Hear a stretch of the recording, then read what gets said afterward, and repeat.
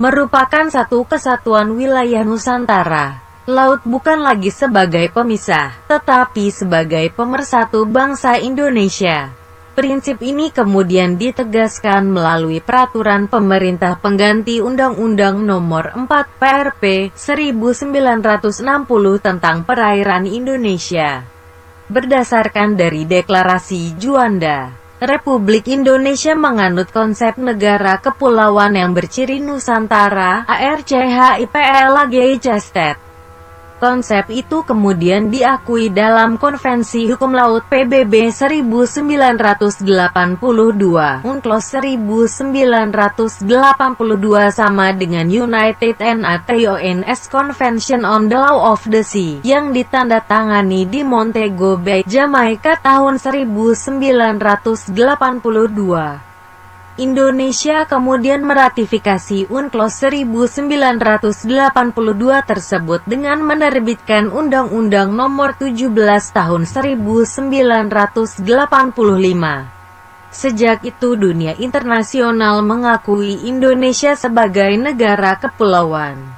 Berkat pandangan visioner dalam Deklarasi Juanda tersebut, bangsa Indonesia akhirnya memiliki tambahan wilayah seluas 2 juta kilometer bujur sangkar, termasuk sumber daya alam yang dikandungnya.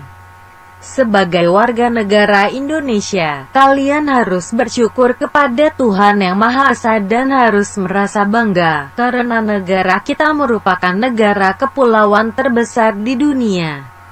Luas wilayah negara kita adalah 5.180.053 km bujur sangkar, yang terdiri atas wilayah daratan seluas 1.922.570 km bujur sangkar dan wilayah lautan seluas 3.257.483 km2.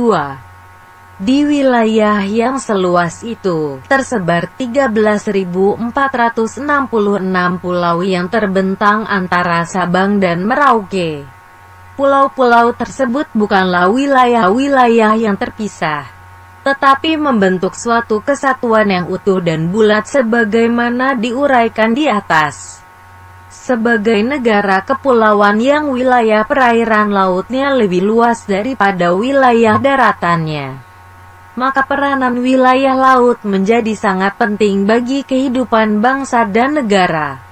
Wilayah lautan Indonesia sangat luas dengan kekayaan laut yang melimpah ruah, ikan-ikan, rumput laut, kerang, udang, dan sebagainya ada dan terkandung di dalam wilayah laut kita. Hal ini merupakan sebuah kebanggaan bagi bangsa kita dan juga dapat sekaligus sebagai modal dalam melaksanakan pembangunan sesuai dengan hukum laut internasional yang telah disepakati oleh PBB tahun 1982. Berikut ini adalah gambar pembagian wilayah laut menurut Konvensi Hukum Laut PBB.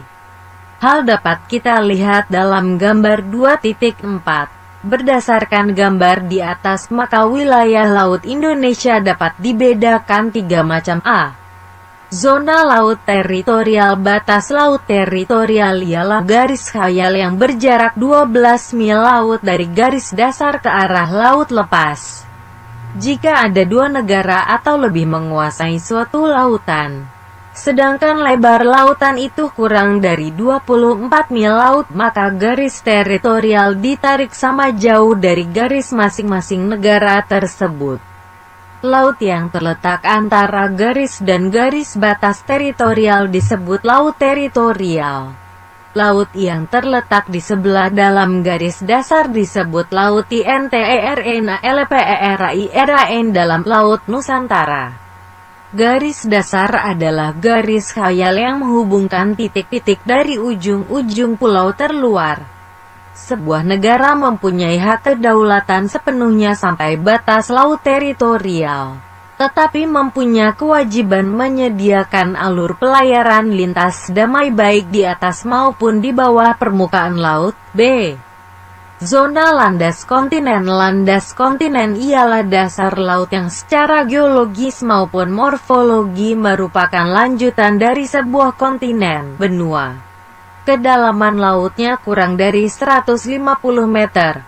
Indonesia terletak pada dua buah landasan kontinen, yaitu landasan kontinen Asia dan landasan kontinen Australia. Adapun batas landas kontinen tersebut diukur dari garis dasar, yaitu paling jauh 200 mil laut. Jika ada dua negara atau lebih menguasai lautan di atas landasan kontinen, maka batas negara tersebut ditarik sama jauh dari garis dasar masing-masing negara. Di dalam garis batas landas kontinen, Indonesia mempunyai kewenangan untuk memanfaatkan sumber daya alam yang ada di dalamnya, dengan kewajiban untuk menyediakan alur pelayaran lintas damai. Pengumuman tentang batas landas kontinen ini dikeluarkan oleh pemerintah Indonesia pada tanggal 17 Februari 1969. C. Zona Ekonomi Eksklusif (ZEE). Zona Ekonomi Eksklusif adalah jalur laut selebar 200 mil laut ke arah laut terbuka diukur dari garis dasar. Di dalam zona ekonomi eksklusif ini, Indonesia mendapat kesempatan pertama dalam memanfaatkan sumber daya laut.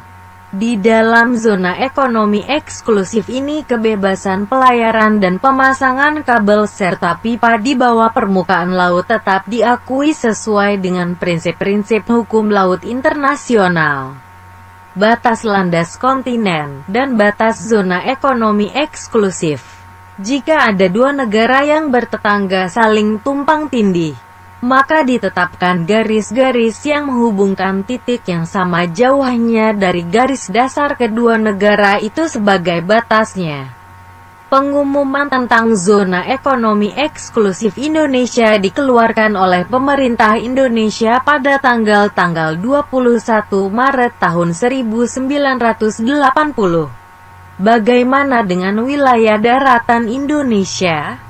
Wilayah daratan Indonesia juga memiliki kedudukan dan peranan yang sangat penting bagi tegaknya kedaulatan Republik Indonesia.